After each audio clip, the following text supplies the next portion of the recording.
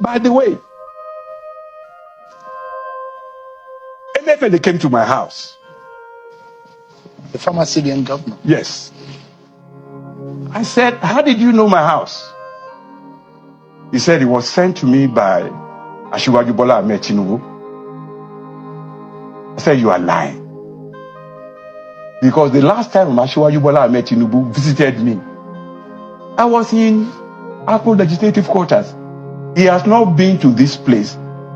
How will he send you to me that you will know this place? And he said, well, if I want to get you, all I need to get is get Rauf. I said, okay, hold on. So I called Rauf. I said, look, this man is here. Rauf said, yes, please attend to him. Give him everything he wants. I was instrumental to the confirmation of Emefiele as the chairman, as the governor of Central Bank. And guess what? Because at that time, there were enough votes to kill his nomination. If I tell you the who is who of the Nigerian Senate who are opposed to Emefiele, you'll be shocked. But we got him confirmed. It wasn't easy. We got him confirmed. Confession time, forgiveness time. But this time around, we are not forgetting and we are not forgiving this one. You see this confession that was made by this man, we are not forgiving and we are not forgetting it. Oh yes. So please, I beg you to take a little time. Listen to this confession that he made, because they don't begin, they open their nyash small. They don't, they open their nyash small. So please, listen to it. Then you tell me if we forgive them. But for me, no forgiveness for this one. This one too loud. You see this confession? It's too loud. Please, listen to this. When Buhari now became president, we were quartered in Hilton Hotel. Again, I don't know how he knew my room. Even when he came to my room, he was shaking like jellyfish. I said, what's wrong? He said, Egbon, they are after me. Who are after you? He mentioned them. And he mentioned how much he had given these people who were after him.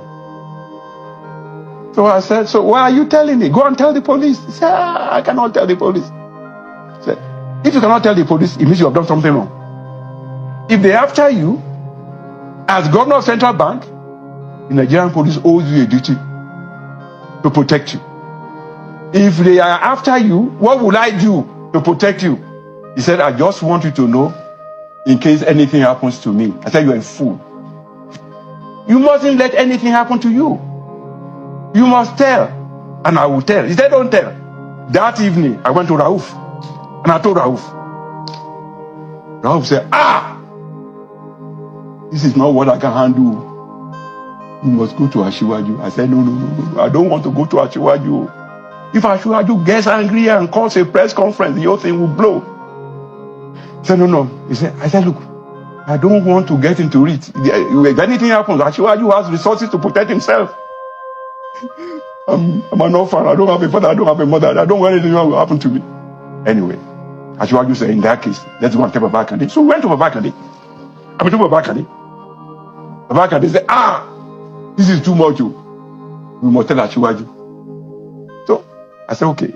Before we tell Asiwaju, let's get him not to be angry. This thing doesn't require gra. Otherwise, they might kill Emefiele. Who are those after him? I cannot. Are they politicians? 3 of them are politicians, yes. They were after him. Were they in government at the time? My friend, they were politicians and they were extorting him. You've not heard of the story. So we decided to go and tell Buhari. It was the very weekend that Buhari was sworn into office. So Chief Akadia and I went to Buhari. We got there, we met the governor of Niger State. His first day in office, he hadn't moved to the villa at that time. He was still in that holding place. I was the first person that spoke to Buhari when he resumed duty as president. And I told him the story. He said, how many people had we told? We didn't tell him that we are told Ashiwaju and that we are told Rauf. I said, look, this is the only man I've told. This was in 2015. Yes. I said 2 days after I became president. We saw him 2 days previously at the Eagle Square. 2 days was this. You know, the following day were all kind of parties and receptions. And it was May 31. Yes. So we went to him. So he said, okay, I'm asking you one favor. Don't tell anybody. And we promise we won't tell anybody. We left him to go out. And they allowed Chief Akande to pass. And they said, I cannot go. I said, why couldn't I go? He said, the president wants to see me again. Hey. I said, I don't enter trouble. I went back to the president. What have I done that you allowed Chief Akande to go and you didn't allow me to go? And he said, you came and told me this story. I said, yes. He then said, what did I tell you? I said, you told me and Chief Akande not to tell anybody. He said, good, you remember, you can go. I said, no, I'm not going. What you are saying by implication is that if this story broke out, you will hold me responsible. Abba, that's not fair. And he said, let me tell you why. I believe the story would not leak from Chief Akande. That's what he told me. He said, because Chief Akande has been governor. He has been deputy governor. He has been secretary to government. Chief Akande knows how to hold state secrets. He said, you're a professor. He said, I don't want this thing to leak. Well, the story never leaked from me. Now I'm telling the whole world. But 1 year went, nothing happened to these people. 2 years went, nothing happened to these people. 3 years went, nothing happened to these people. In fact, one of them his profile was rising in the politics. As the election was coming for Buhari, I went to him. And I said, Baba, you didn't do anything you promised to do about the report I brought to you on your first day of office.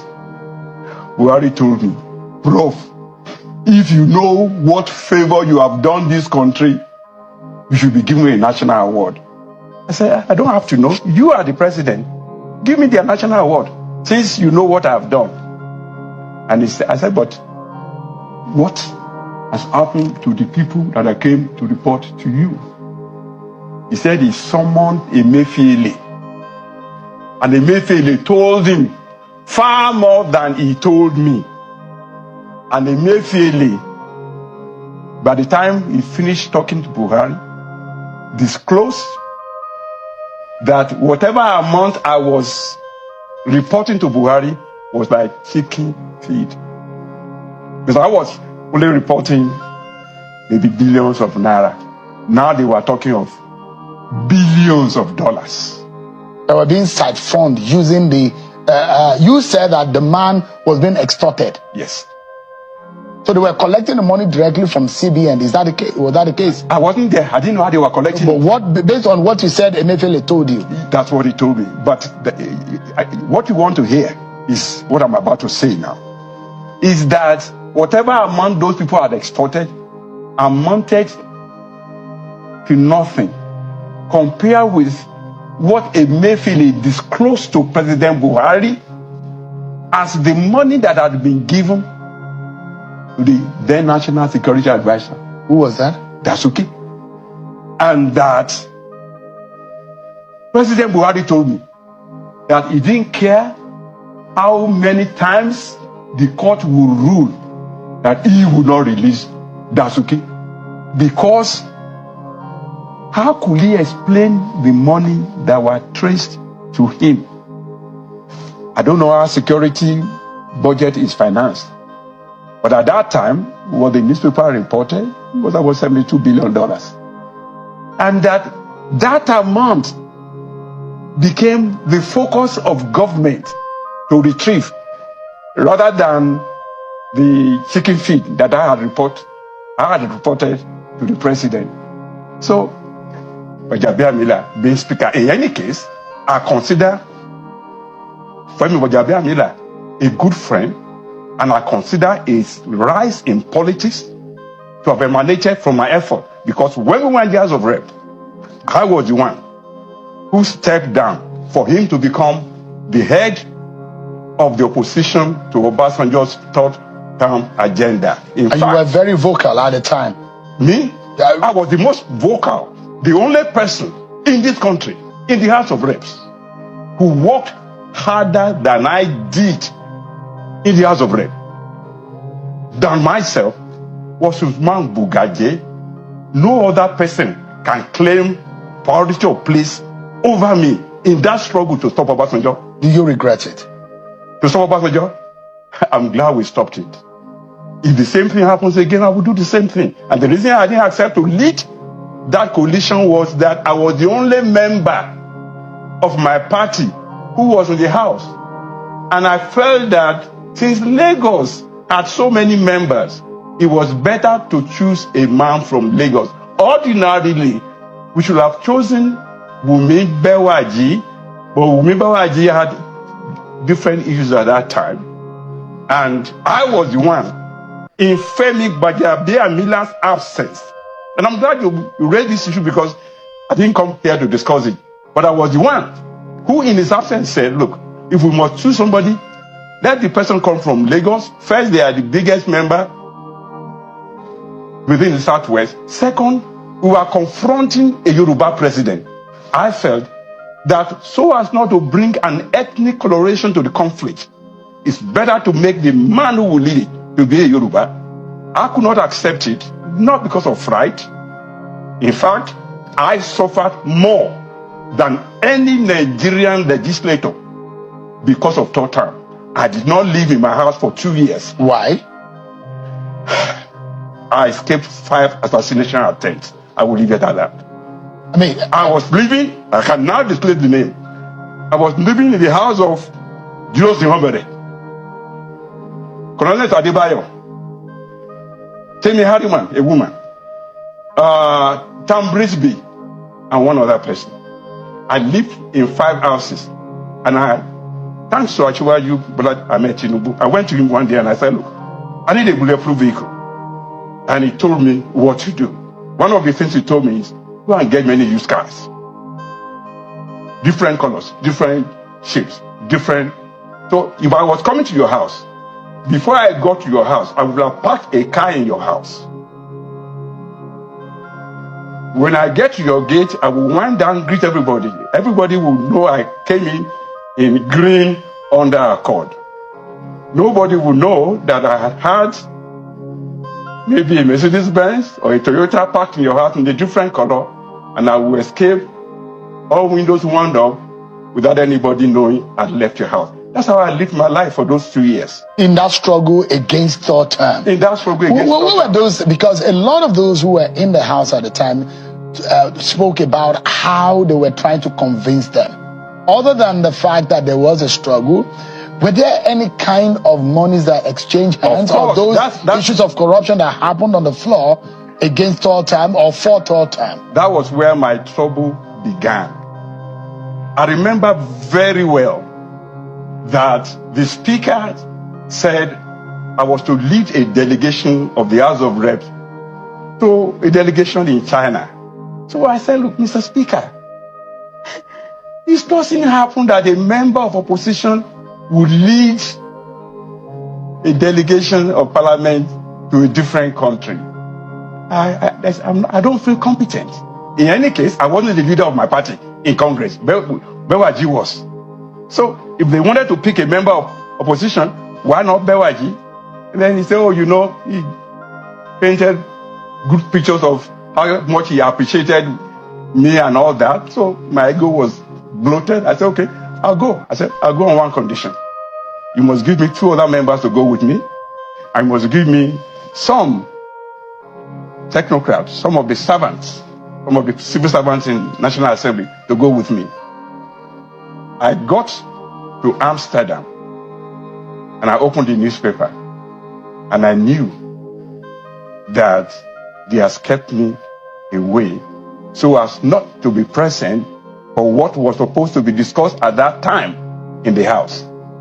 And forever, I'm grateful to Aminu Bello Masari, not only because he sent me away to protect my life, but secondly, because he also gave me plenty of coverage. And I cannot go into discussion. But Aminu Bello Masari protected my life. So what was Aminu Masari, was he on the side against the third time agenda? Well, because he was the speaker of the president, yes, he had to pretend to be the president, to be with the president. But I can tell you, he was against third term. Were you offered money? Of course, that was part of the problem.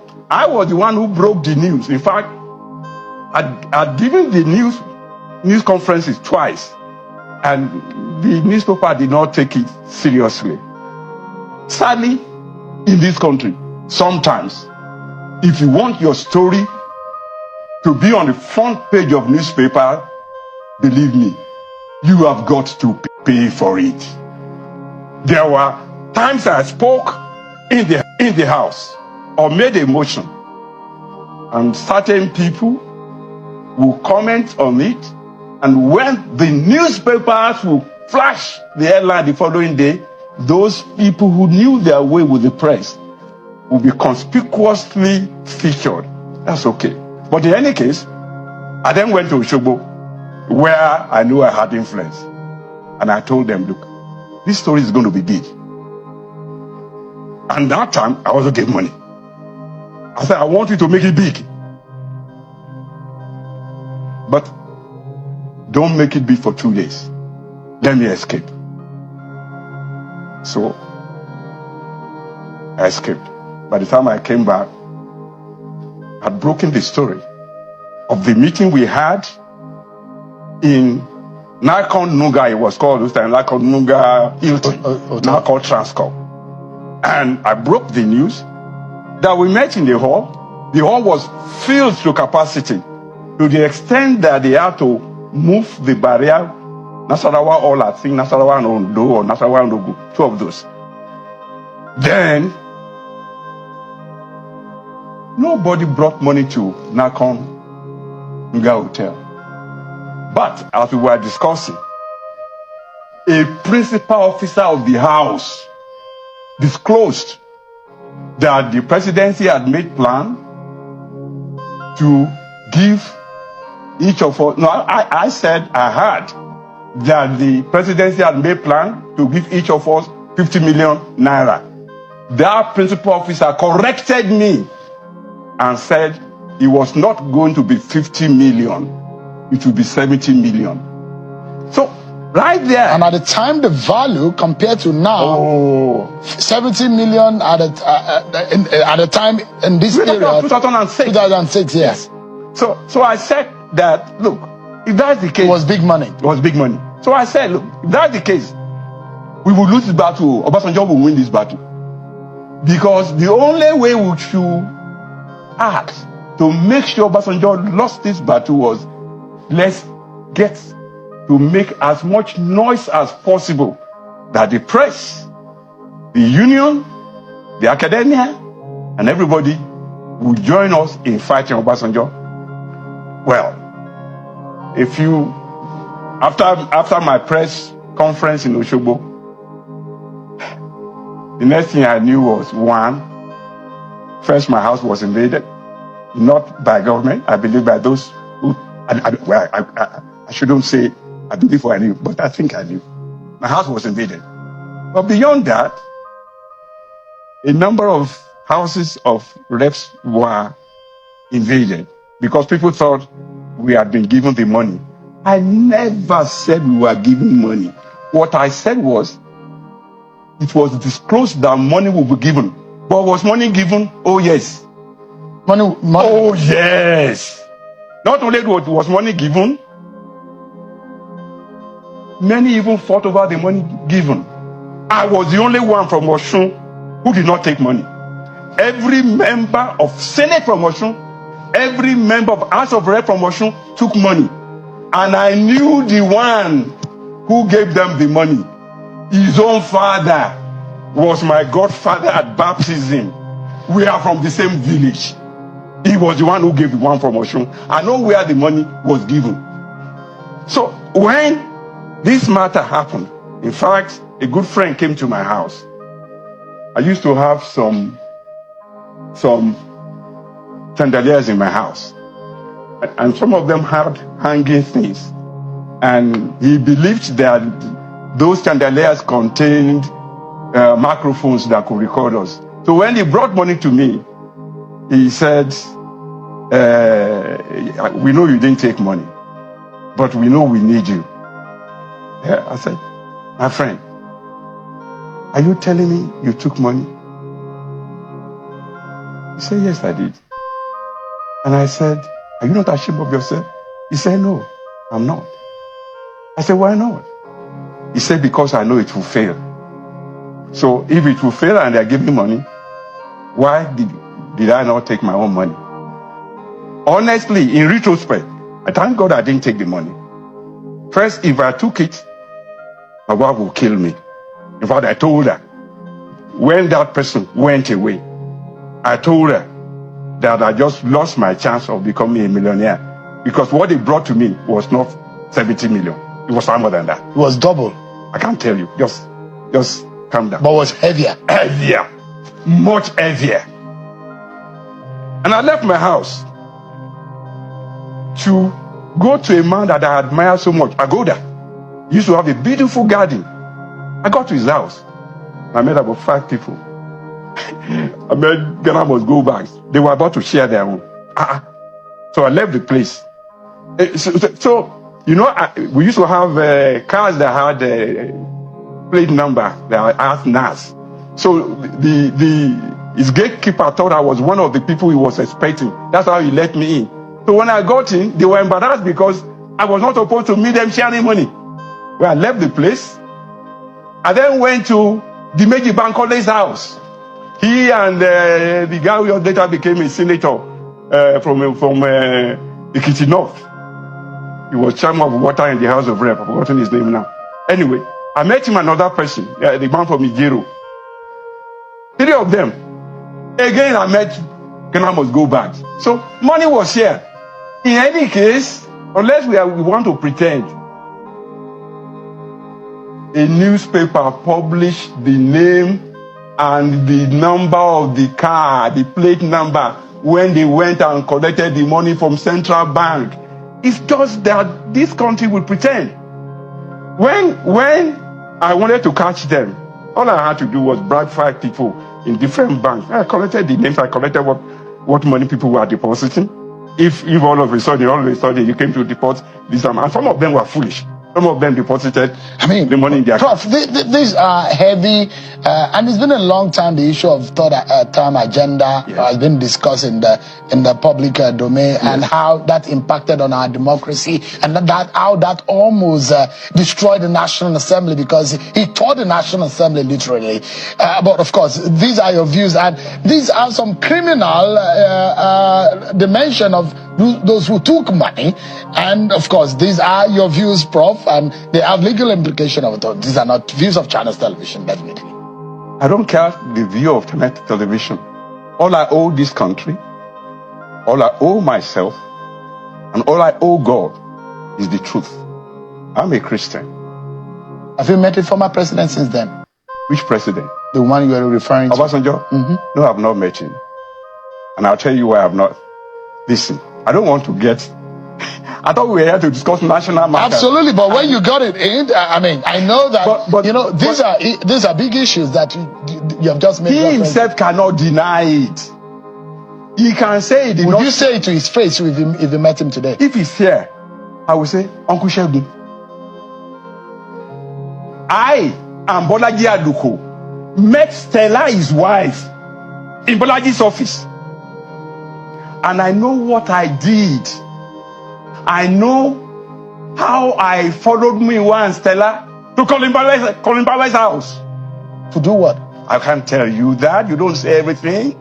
Because we needed help. Nigeria needed help. Obasanjo was in prison at that time. I know how we saved Obasanjo's life. I was head of commentary on Radio Kudirat. We were the first to announce to this country that within a time frame of 4 weeks, Yar'Adua would die. Because we received information and he had been poisoned. And we published it on NigerNet, the first community of Nigerians on the internet. People called us names. They said we were alarmists. But within 4 weeks, Yar'Adua died.